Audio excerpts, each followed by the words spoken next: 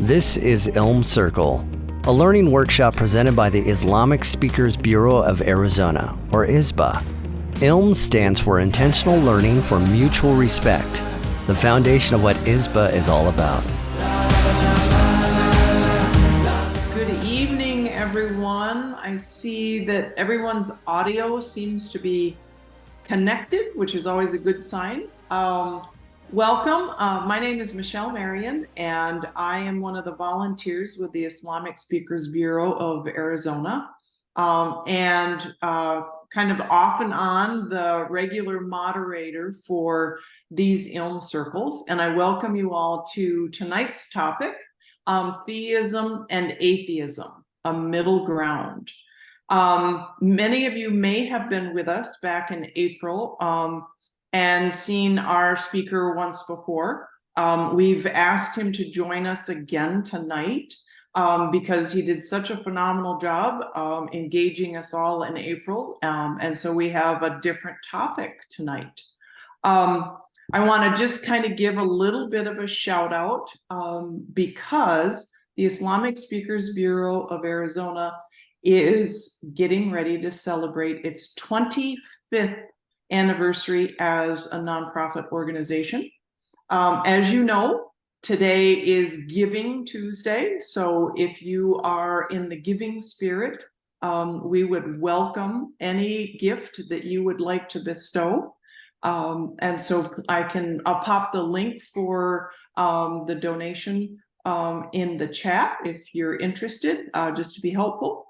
And then at the end, I'm going to talk about what's coming up in December, January, and February for ILM circles. So I'll tease you with some really fun information. So tonight we have a really engaging topic. And I've been eagerly awaiting this particular topic.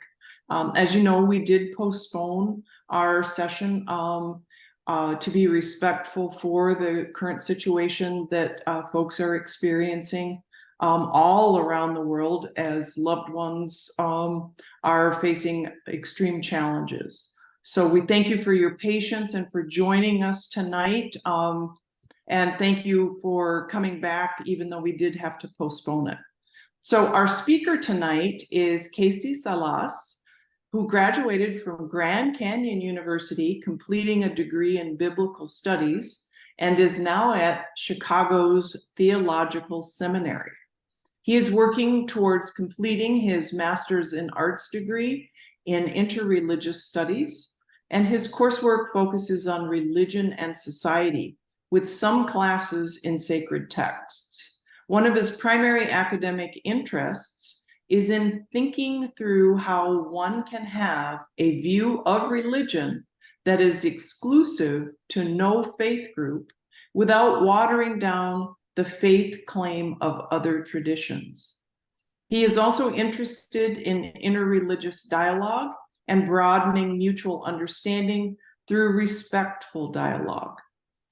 So we'll welcome Casey to the ILM Circle tonight. If you have questions during his presentation, please feel free to post them in the chat. And then we've left time at the end to address those and any others. So welcome, Casey. Thank you so much. Hello. So before I start, I always like to talk a little bit about my presuppositions coming to a topic. I think that being self-aware of our own historical context and our own beliefs is just a little more honest, because everyone, whether academic or not, we all think through a certain context and are influenced by that. So the first thing, so as was mentioned, some of my interests, what I've become increasingly interested in recently in my schooling, taking up different courses, is how there's a lot of in interreligious studies, there's lots of dialogue between like Judaism, Christianity, Islam, paganism's kind of upcoming, but typically atheists or non-theists tend to be excluded from this. And so I've become very interested in humanist critique of religious thought and how religious people can incorporate this into their faith.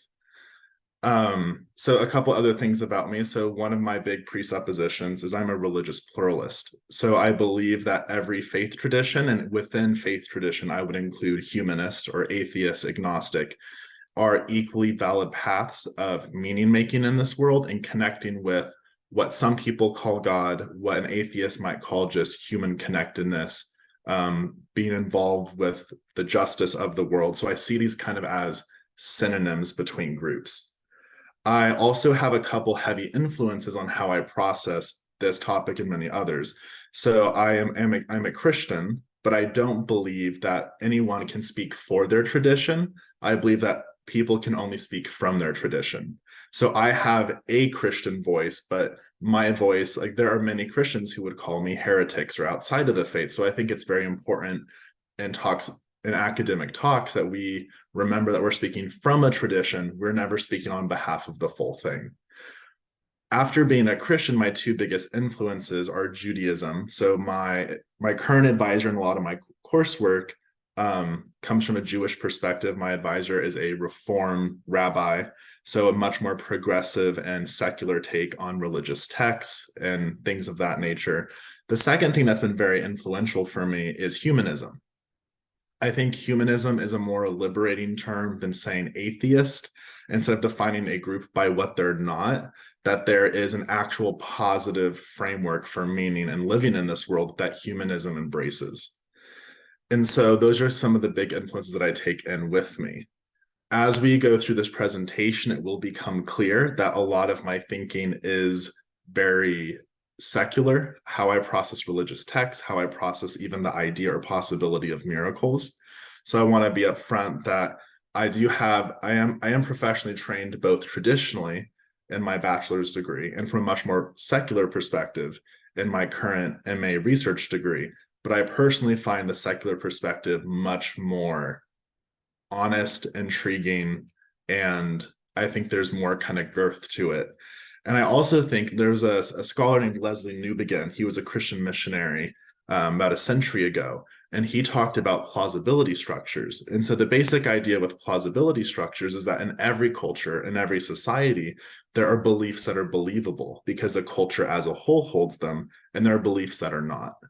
And so being self-aware that the West as a whole, Europe and North America, is heavily secularized both in our education and our thought process.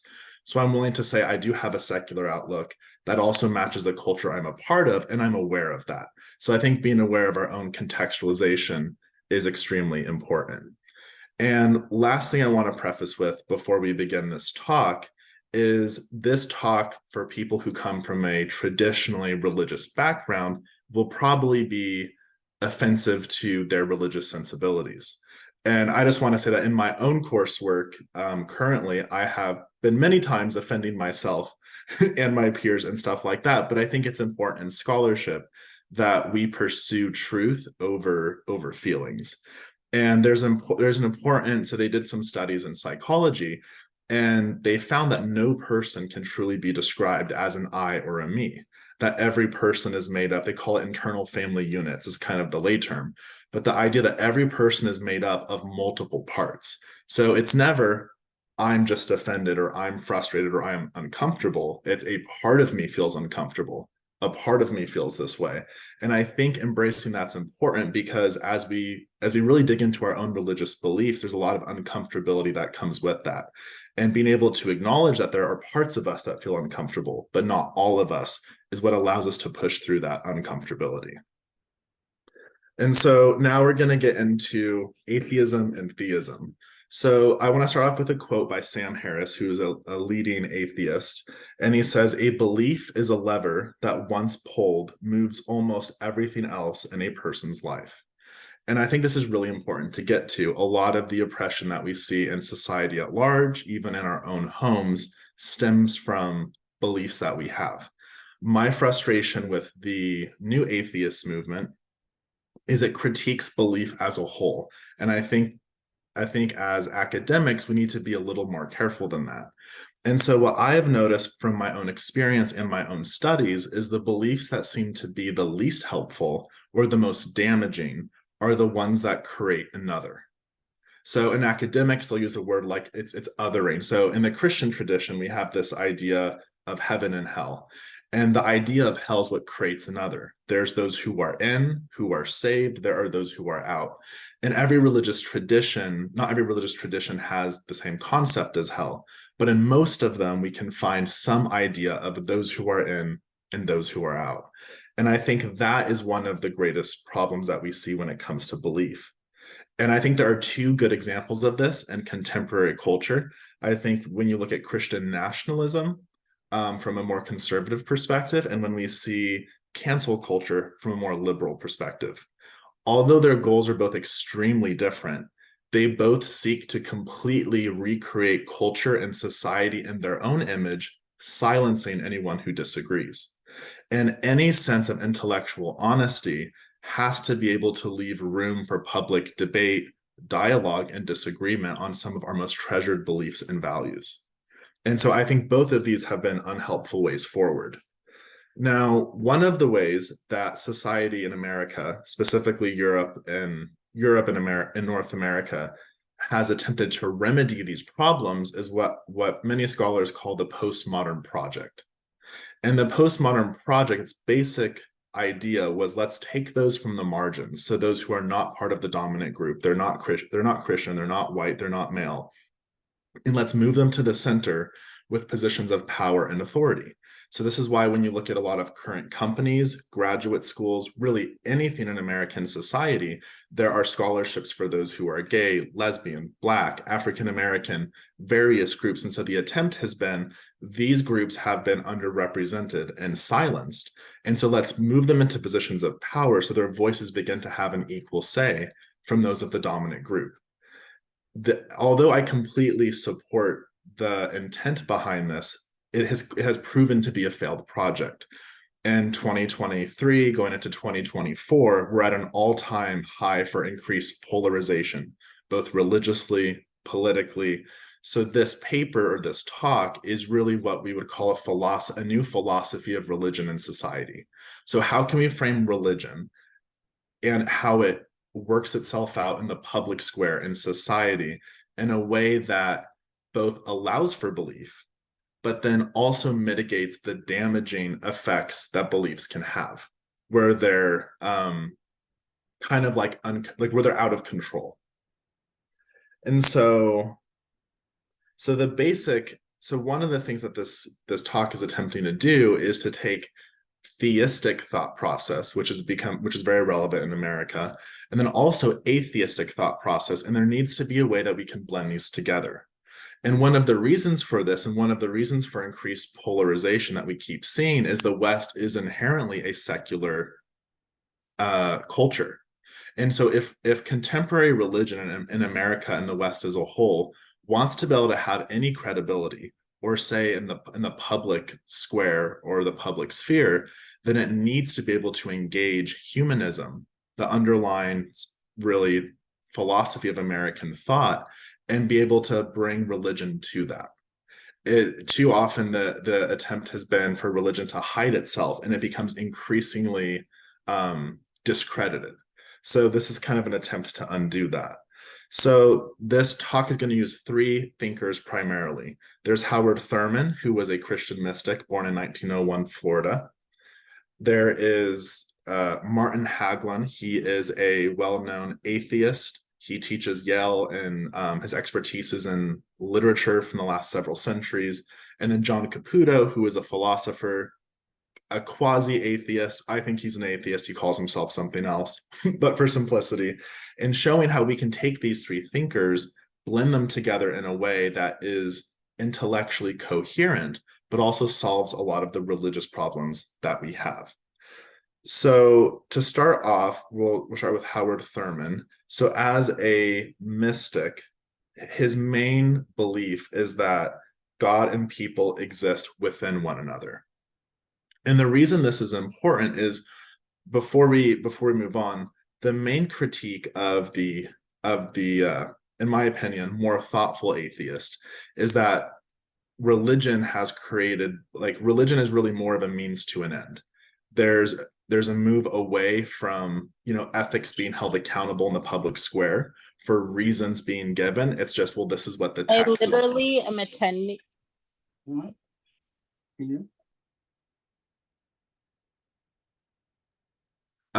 This is what the religion, this is what the text says.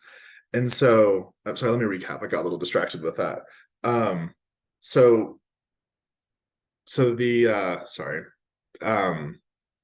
So the secularist critique is that religion is not holding itself accountable in the public square.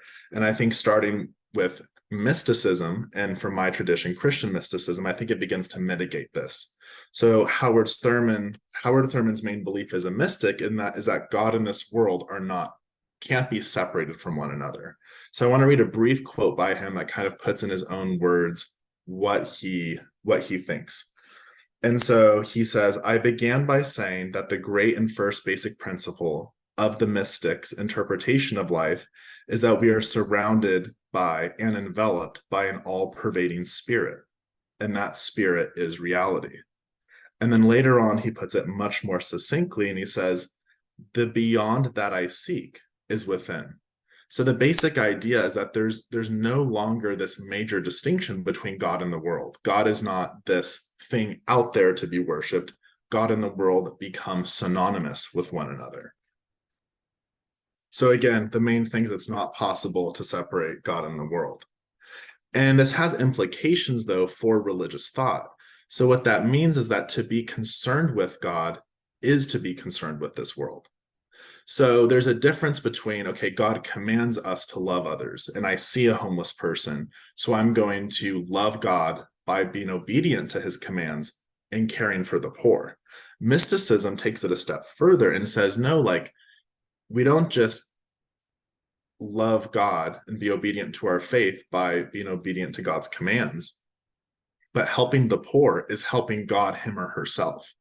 So there's no longer this distinction between, well, I'm going to help this, I'm going to live a right life, because if I live a right life and do the right things, I get to go to heaven, or whatever version that is. It's saying, no, like, God and this world aren't separated. This reality is God, and there's nothing beyond this reality, because God is all that does exist. And all that exists is within God himself.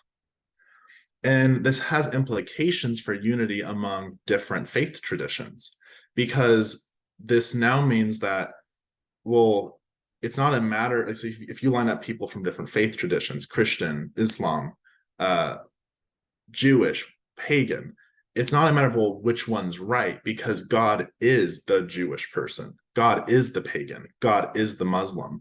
So it creates this sense in which each religious tradition can exist kind of like a brilliant shining gem, beautiful in its own right, perfectly true and pure and legitimate in what it does for the believer, without it being in competition or saying other faith traditions are wrong, because it's not just which theologies or beliefs are right. It's like God is the Jewish person, God is the Muslim, God is the atheist.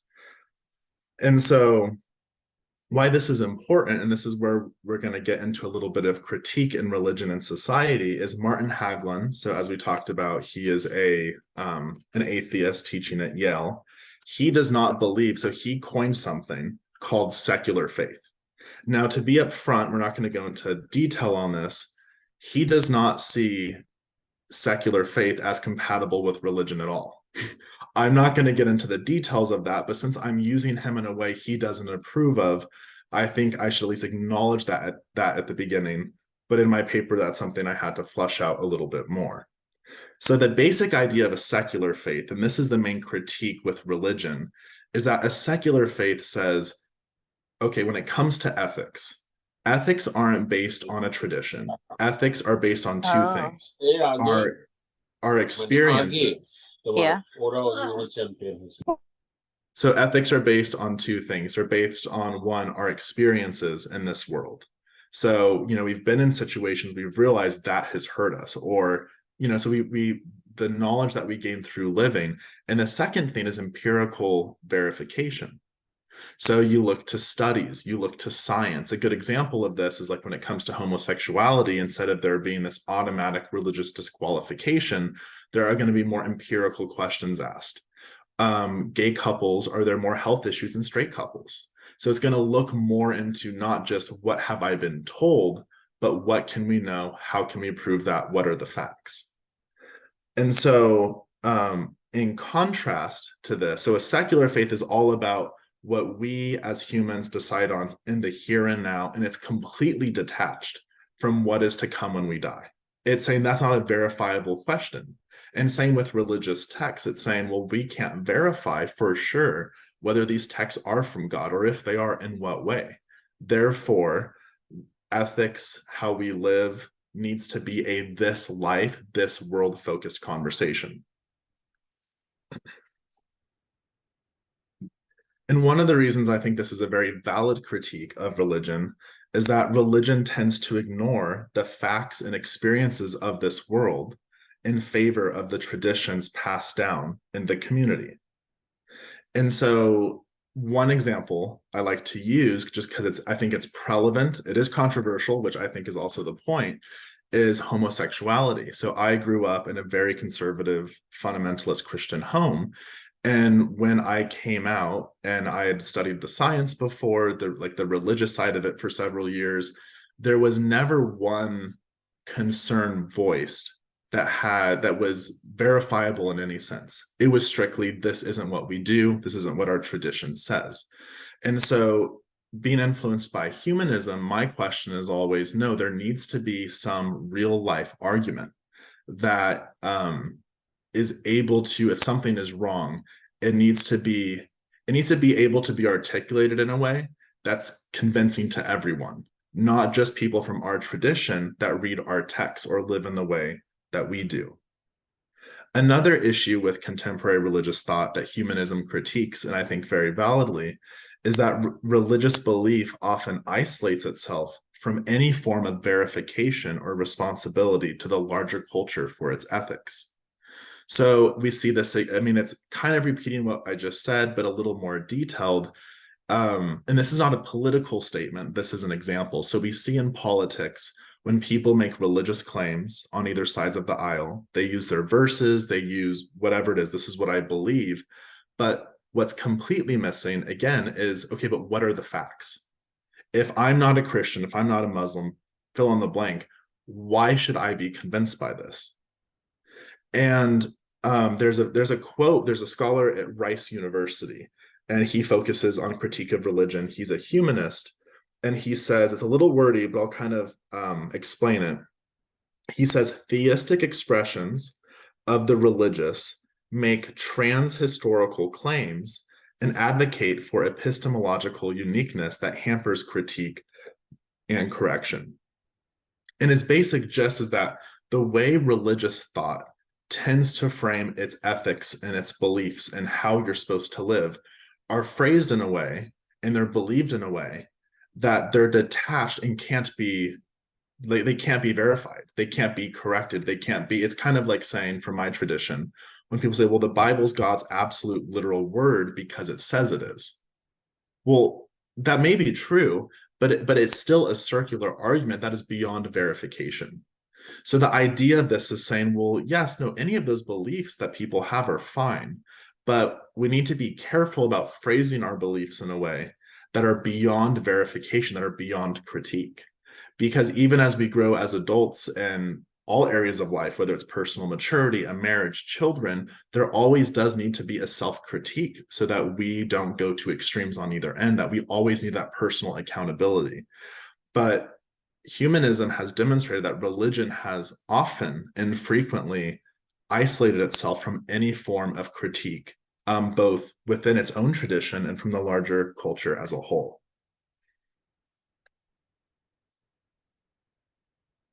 Now, the important part about this, and this is where we're going to start putting stuff together, is that what Martin Hagelin advocates is called a secular faith. The idea that our thoughts, our beliefs, our ethics should be based on the here and now isn't compatible with theism as a whole, but it is compatible with mysticism.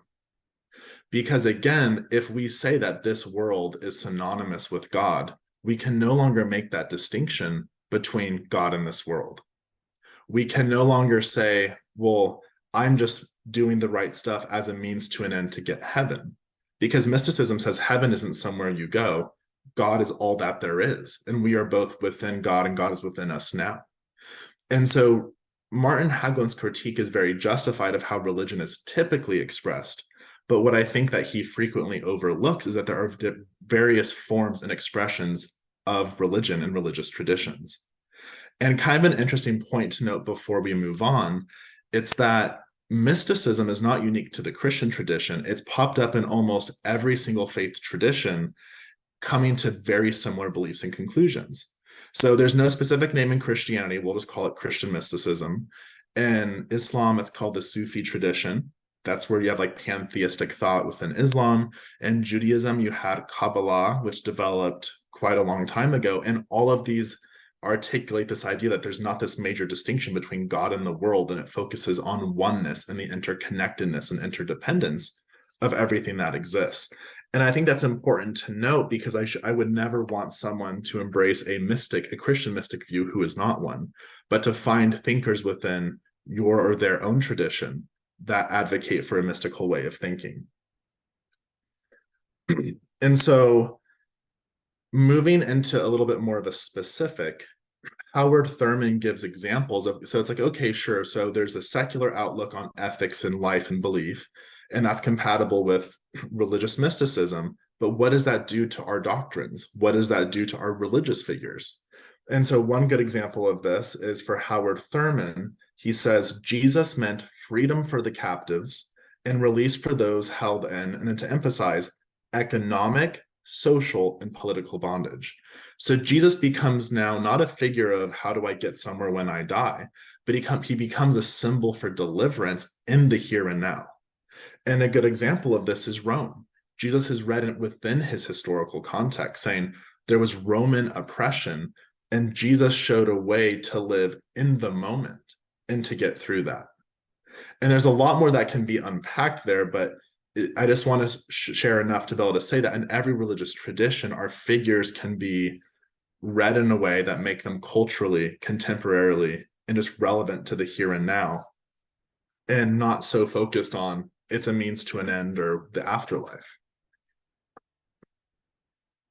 And then, so that's religious figures. To move on quickly to religious beliefs and doctrine, Howard Thurman advocated that beliefs and doctrines can be true in more way than one.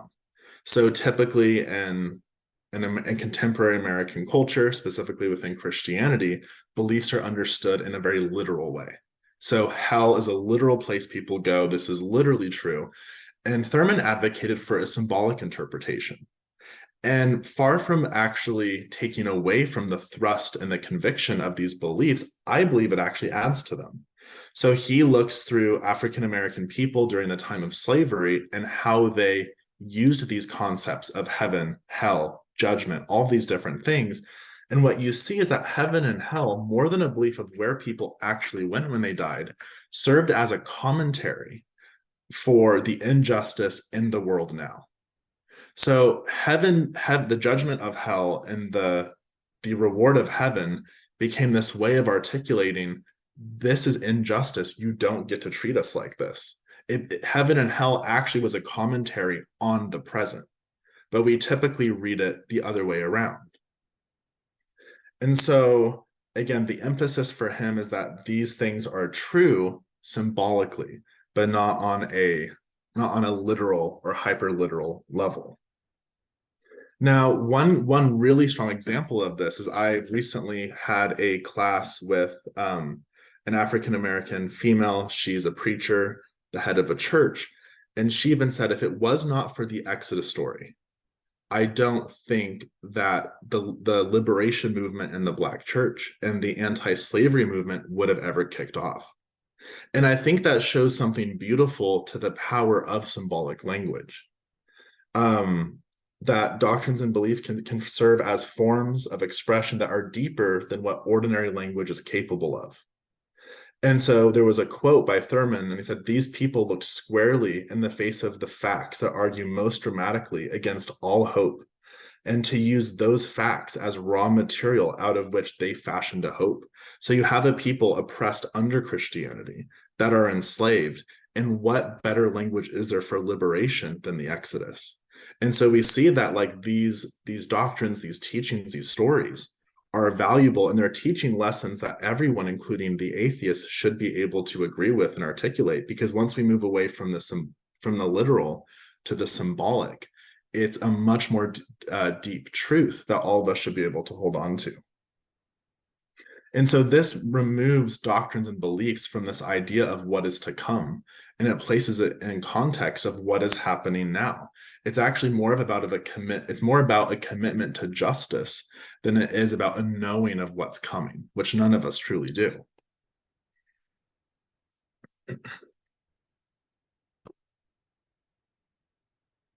So when we take these together, so we're going to recap before our third and last thinker. When we take these together, what we see is that when you take Howard Thurman's mysticism and Martin Haglin's secular faith, they actually become extremely compatible. So now belief in God is also subject to, or let me rephrase that. Now someone can believe in God and still have an ethics that is fully based on the here and now, whereas most views of religion don't allow for that. Howard Thurman's idea of symbolism when it comes to doctrine allows for these beliefs and these stories to be valuable in a way, not just for religious people, but for anyone that can see the deeper meaning behind these texts and their contemporary relevance. But there's still one main issue left. Any philosophy of religion and society, in my opinion, needs to not just be able to embrace everyone, but it needs to be able to genuinely affirm everyone as well. And so we can see here how, well, yeah, an atheist could look at these texts, look at these doctrines, they could see the deeper truth. They could see a religious mystic and be like, well, yeah, I understand that your ethics can be based on this world and this life. But what's missing is the full inclusion of the atheist or the humanist as a way of life and making meaning. And so it's here that there's the scholar John Caputo brings the final key between actually, in my opinion, erasing the distinction between atheist and theist as a whole. So one of the main ways that he starts off his talks is demonstrating how certainty is not a tenable concept at all for any of us. And so I'll read a quick quote by him that demonstrate this. He says, and just to know, theologians are considered theists. 99% of philosophers are atheists. So that's important to know for the quote. He says, we expect philosophers and theologians to help us decide, but we expect philosophers and theologians to help us decide. But perhaps is the language of indecision and of the suspension of judgment. We expect knowledge and precision from philosophy, but perhaps is vague and evasive, an admission that we just don't know. And so when people ask him, do you believe in God? He said, I believe in God, perhaps. And it's that annoying, like we want that certainty. We want to be able to nail a belief down, but it's just the brutal honesty of we don't know. And there just isn't a way around that. And it can be a cold and disorienting reality. But again, going back to the parts of self, that doesn't mean it's also not a true one. And so another quote he has, a mixture of his quote and some of my stuff, it says, people should not claim to be the truth, but to be its friends. Truth should always be sought, yet the acknowledgement that truth is largely on the horizon, always in sight, but never fully in anyone's grasp, giving no endorsement of any group or way of thinking. And so he then begins to flesh out, okay, we can't know, but what can we know? And his whole book was based around this idea of insistence. Now, insistence, the way he uses it, is this idea of all of us have, whether it's been a commercial or a family member hurting or a mission trip, whatever it is, there's been this moment where we look out on the world and there's something that presses on us to help, to be involved, to do, for action, to do something. And so he calls this insistence. And the brilliance of his perspective is that everyone's experiencing insistence. But what differs between us is the name we choose to give it. So when we look at the atheist and when we look at the theist, we have to ask that uncomfortable question. We all have these same experiences. So the theist might say God, Jesus, Yahweh, various names throughout history. And the humanist might use words more like human compassion, interconnectedness, doing what is right, social justice, conviction. And then you have to ask yourself that question then, well, is it possible that both people, both groups are experiencing the same exact reality, and the only difference between them is the name we choose to give it? And I think what's important with that is he also talks about how when you name an event, if I say this is God, so if I have this insistence in my life, but I believe in a God and I believe God's personal, that's going to affect how I interpret this event. This is a personal consciousness separate from myself that's convicting me. If I am obedient or not obedient, that might affect what I believe about my afterlife and judgment. But the atheist or the humanist isn't going to have those beliefs or presuppositions. So what we see is there's a common insistence that we're all experiencing, and the differences that we perceive are really ones based on our own presuppositions, which we can't prove or verify. And so now I kind of want to tie all of this together. So when we take Hagelin's writing, he demonstrates the need for a focus on this life, that when life decisions are made based on speculative beliefs about God, instead of the facts and experiences of this world in the here and now, there is much more room for religious damage. And Thurman's mysticism allows us to embrace that secular faith while maintaining religious belief. They're kind of all in the same, because God and this world become one and the same. So we can no longer focus what is beyond this world, because there is nothing beyond this world. This world is God, therefore the focus should be here. And then with Caputo's work, John Caputo, we see that really on a philosophical level, we're all experiencing something, using different names to describe it, which in our naming of it creates our own biases and interpretation. But it's really just two different types of people having the same experience, assigning different names. And so when we take this all together, what we see is that there's this view of religion that we can have that embraces the humanist critique and says, no, beliefs, ethics, and how we live need to and must be based on the here and now in a way that everyone can engage in. And I think a good way to illustrate, kind of to close out and to illustrate the point of how difficult it really is to separate how similar people are with different labels is Reza Aslan wrote a book called God, A Human History, and he embraces pantheism or panentheism. He doesn't really get into the weeds too much, but he embraces this mystical view of the world. Everything is one, everyone is God. But then you have a Franciscan priest named Richard Rohr, who wrote a book called The Universal Christ, and he advocates for the same exact thing. So you have a Christian mystic and a Sufi Muslim, and then you read both of their books and you sit back and you ask yourself, how different are these people actually? And so it's kind of that idea that labels often between atheists and theists are often actually misleading.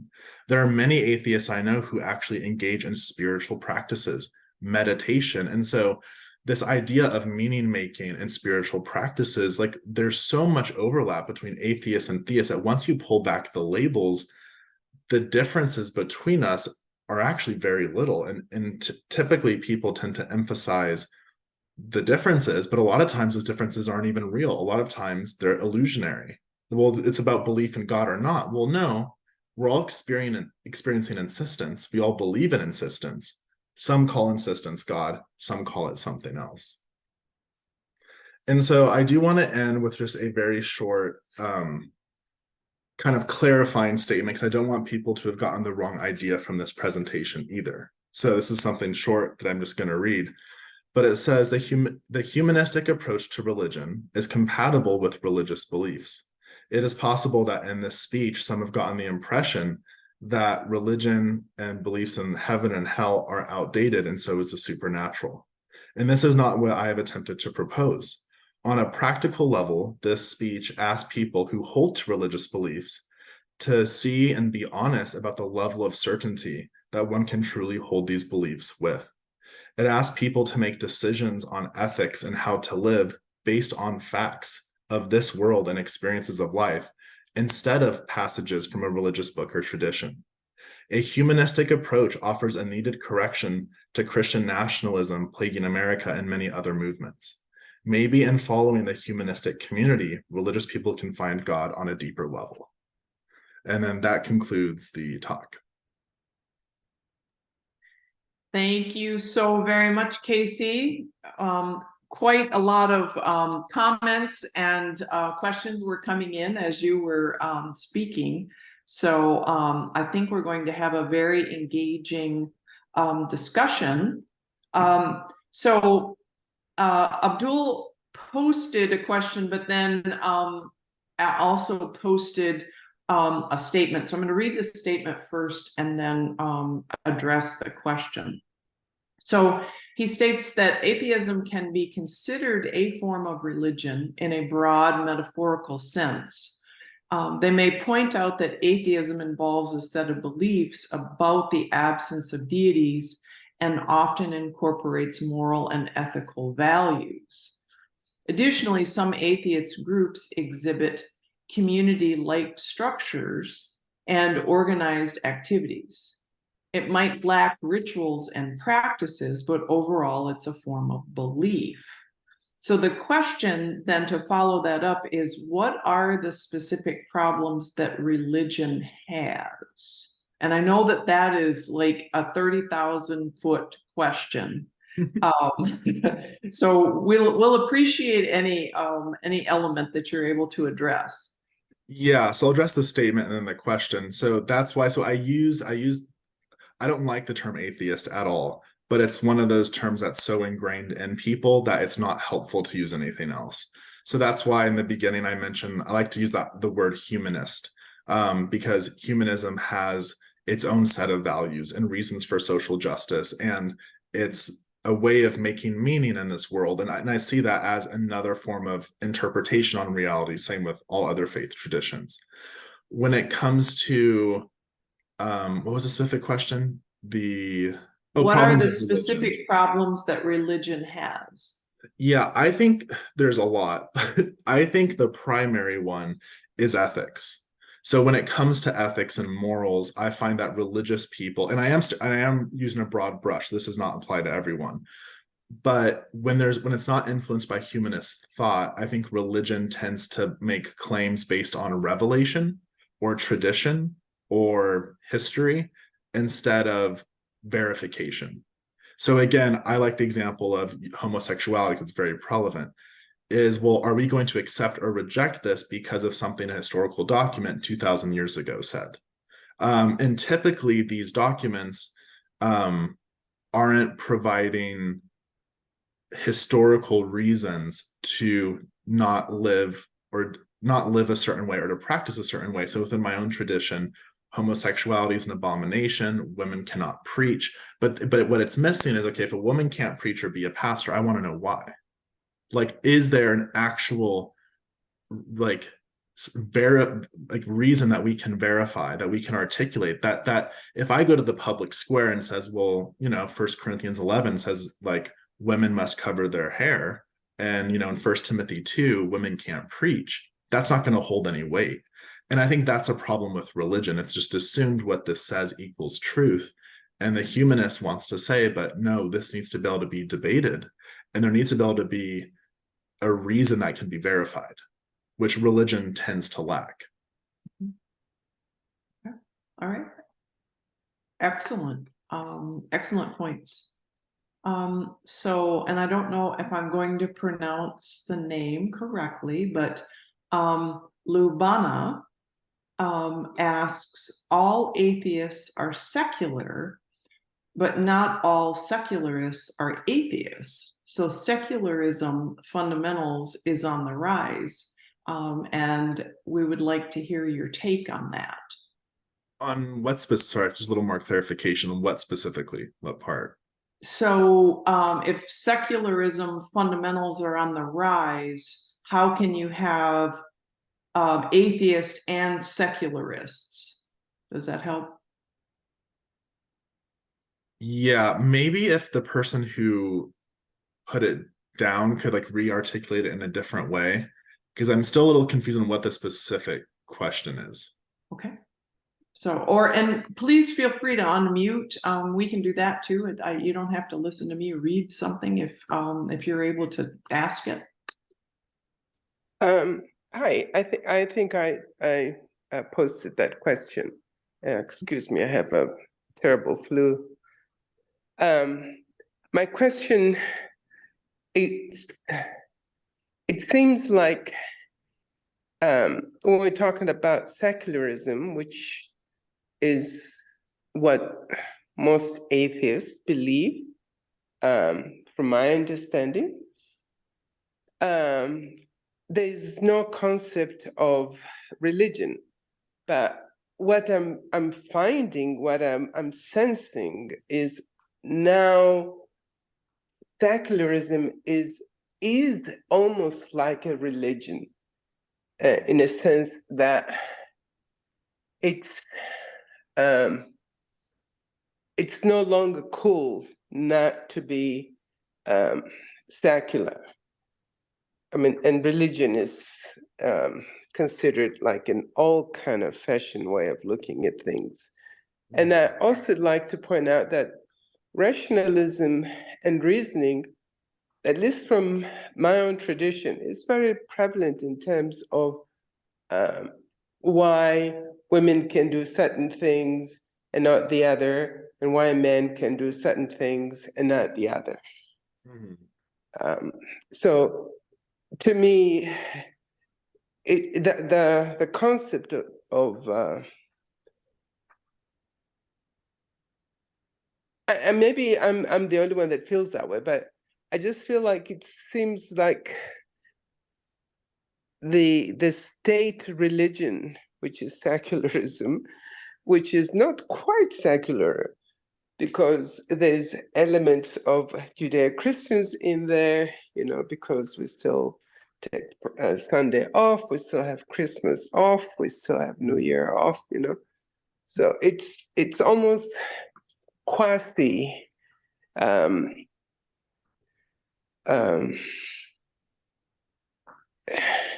it's cherry picking what we want to put into the banner of secularism and what we want to kind of banish away.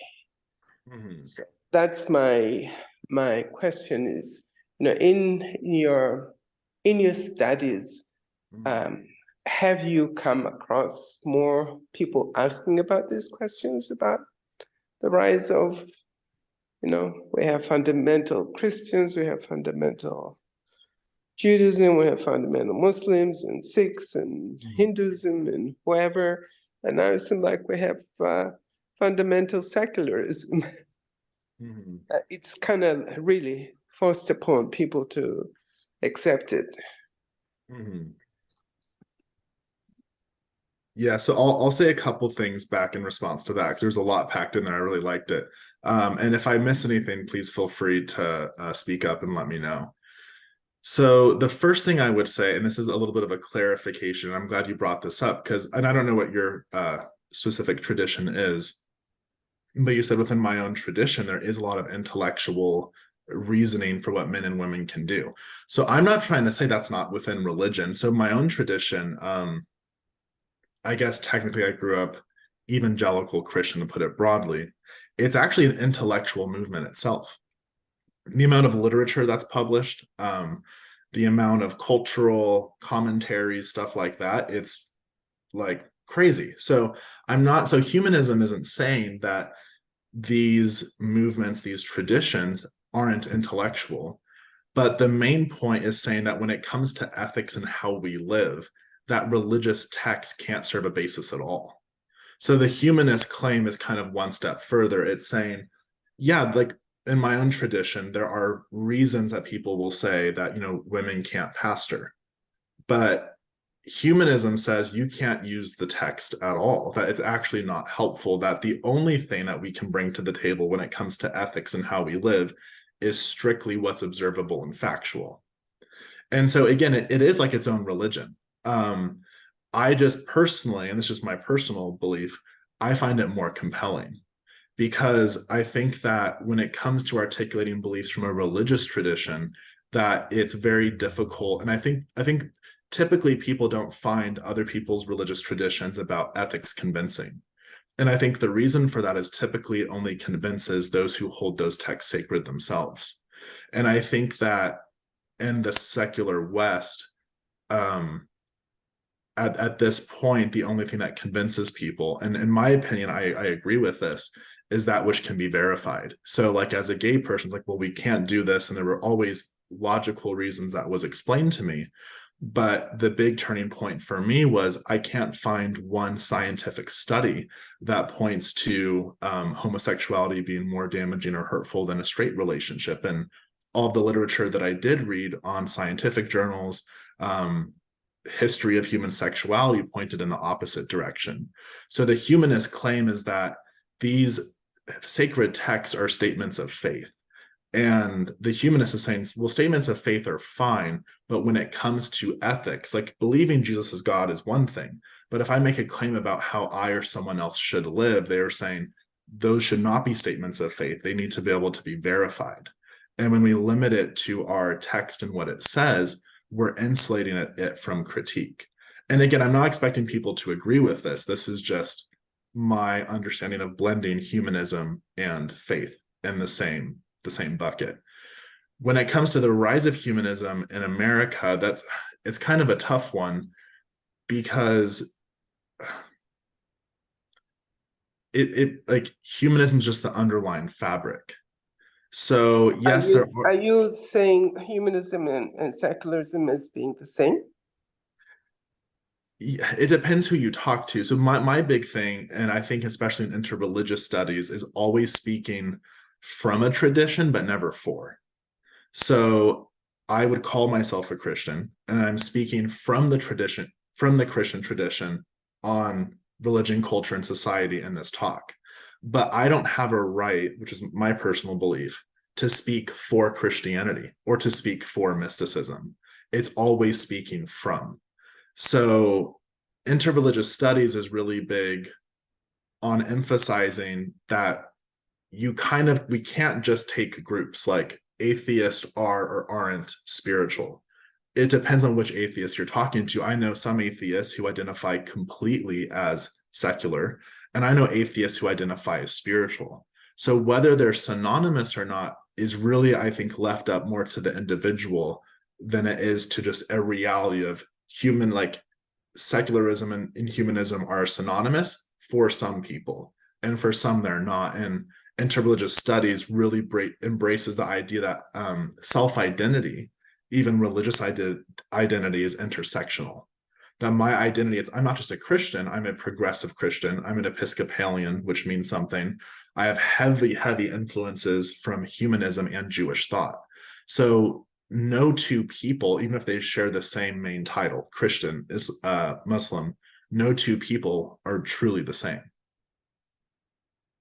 And so I'm only comfortable talking about secularism and atheism on a case-by-case basis with individuals, or like what I proposed, a philosophy of religion and society, which again is what I'm advocating for, which is going to be different from someone else who also attempts to blend humanism and religion together. Well, and I think that goes back to a post that Abdul made, and I'll just read it from the chat. Different individuals and groups may have varying perspectives on what constitutes religion. The definition of religion can be subjective and influenced by the personal beliefs and experiences.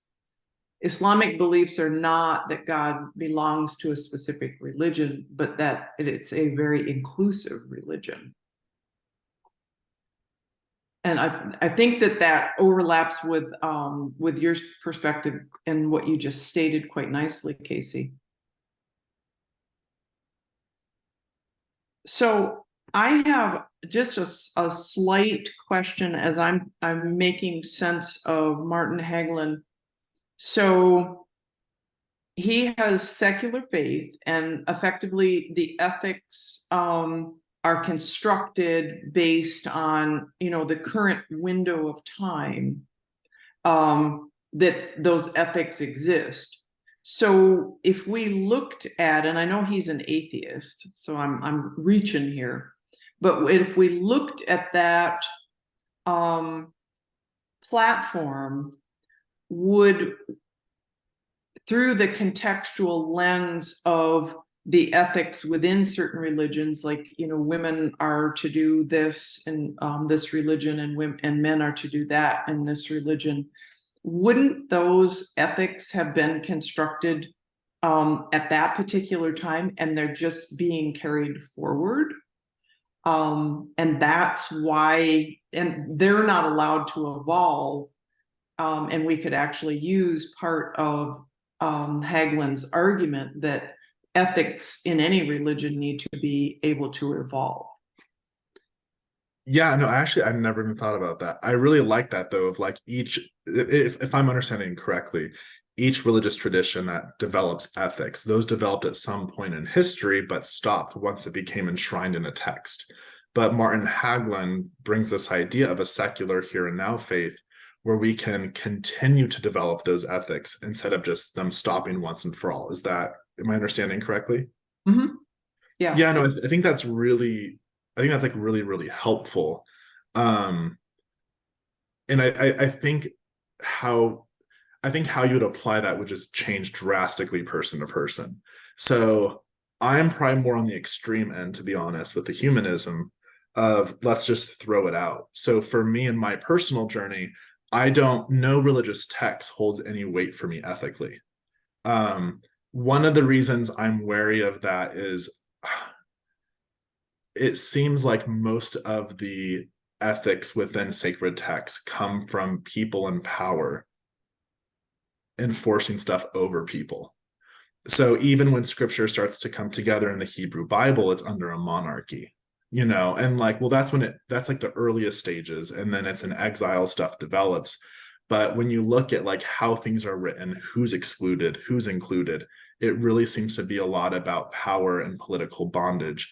And so that's one of the reasons I'm so hesitant to bind my ethics to these texts, because my experience from a historical level is that sometimes these are very, very oppressive, actually. Okay, thank you. I wonder how Dr. Hagelin would feel with that question.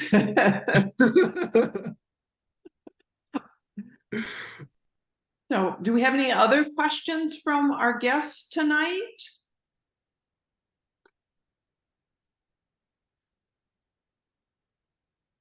I'm not seeing anyone raise their hand or anything of that nature. I don't see anything coming in the chat. Oh, Yeah. Are you bigger or no? Are you the baby or is the baby? So we have some helpers. So I want to share with you what is upcoming for the ILM circles and ISBA. So we've got an upcoming discussion in 2 weeks on Tuesday, December 12th. Islamic upbringing, challenges for parents and youths.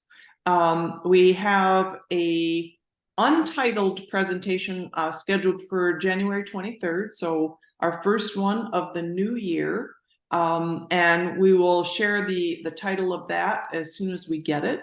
And then we have Tuesday, February 6th, we have the role of wilderness, desert spirituality, which sounds rather engaging, especially when it's the beautiful time of the year. So we'll be looking forward to seeing you all at those, we hope. And and Osrak just clarified for me, the February one is actually a tri-faith discussion, so it'll be a little bit different, but still very, very engaging. And I want to say thank you so much to Casey for joining us tonight and giving us some illuminating ideas and scholars to look into for more information. And I also want to say thank you to Asra for coordinating these very engaging programs for all of us. And of course, I can't forget Joe, who produces us and makes it all look good and polished and welcomes us all so nicely. So even though he's in the background quietly, but we really appreciate everybody's efforts to bring these ILM circles together. And we very much appreciate you all for attending them so regularly. So I want to wish you a really good December, which that's Friday, and it'll be the new year before we can blink. So thank you all so much, and have a wonderful, wonderful evening.